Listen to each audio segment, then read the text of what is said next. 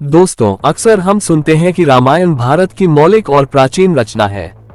लेकिन जब हम गहराई से देखते हैं तो पाते हैं कि इसकी कई कहानियां पहले से ही बाइबल और कुरान में मौजूद थी, खासकर हजरत इब्राहिम, उनकी पत्नी सारा और हजरत लूत की कहानियां। आज हम सबूतों के साथ आपको दिखाएंगे कि कैसे रामायण पुरानी अब्राहमिक परंपराओं की कहानियों की नकल लगती है। पॉइंट 1, बूढ़ी उम्र में संतान की खुशखबरी। बाइबल में 3 फरिश्ते हजरत इब्राहिम के घर आते हैं और उनकी पत्नी सारा को बताते हैं कि बुढ़ापे में भी तुम्हें बेटा होगा। सारा हंस देती है, लेकिन अल्लाह का वादा पूरा होता है और इसहाक पैदा होते हैं। कुरान में फरिश्ते कहते हैं, हमने उससे इसहाक की खुशखबरी दी और इसहाक के बाद याकूब की। अब देखिए वाल्मीकि रामायण बालकांड 16-18। राजा दशरथ बूढ़े हो चुके थे और संतान के लिए परेशान थे। ऋषि वशिष्ठ ने उन्हें यज्ञ कराने की सलाह दी।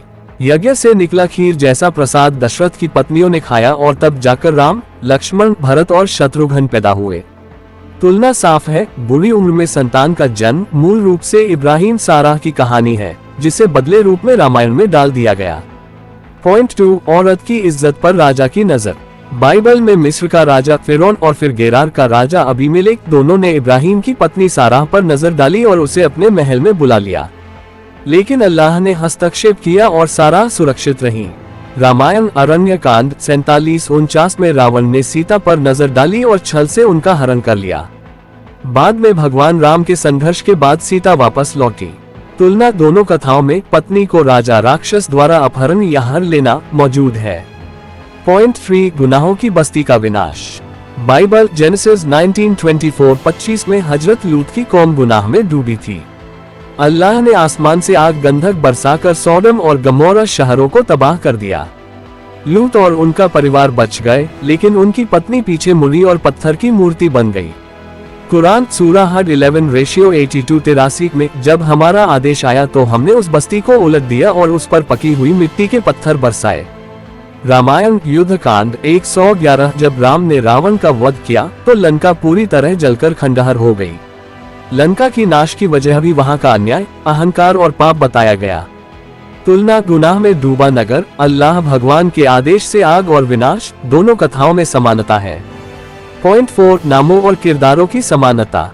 सारा और सीता दोनों की छवि पवित्र पत्नी की। लूत और लव नामों में मिलती जुलती ध्वनि। पत्नी का अपहरण हरण दोनों में मुख्य कहानी। बूढ़े में संतान और गुनाह की बस्ती का विनाश, दोनों जगह पैटर्न एक जैसा। पॉइंट 5, टाइमलाइन का ऐतिहासिक सबूत। इतिहासकार मानते हैं कि हजरत इब्राहिम और लूत का दौर लगभग 2000 से 1800 BCE का है। रामायण का लिखित रूप सबसे पहले 500 BCE 100 BCE में मिलता है, यानी पहले से प्रचलित बाइबलिक कहानियां बहुत बाद में रामायण में स्थानीय रंग रूप के साथ शामिल की गयी। पॉइंट 6, स्कॉलर्स की राय। कई इंडोलॉजिस्ट जैसे मॉरिस विंटनेट्स और A.L. बैशम लिखते हैं कि भारत की महाकाव्य कथाएं विदेशी स्रोतों से प्रभावित हुई।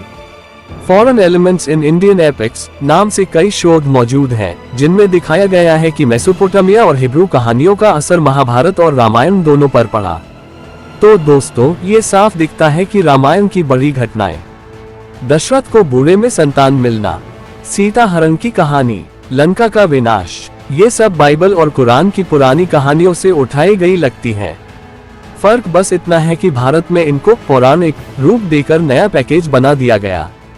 अगर आपको ये तुलना और सबूत देखकर हैरानी हुई हो तो वीडियो को शेयर करें, क्योंकि सच यही है, रामायण मौलिक नहीं बल्कि पुरानी धार्मिक कथाओं का कॉपी पेस्ट वर्जन है।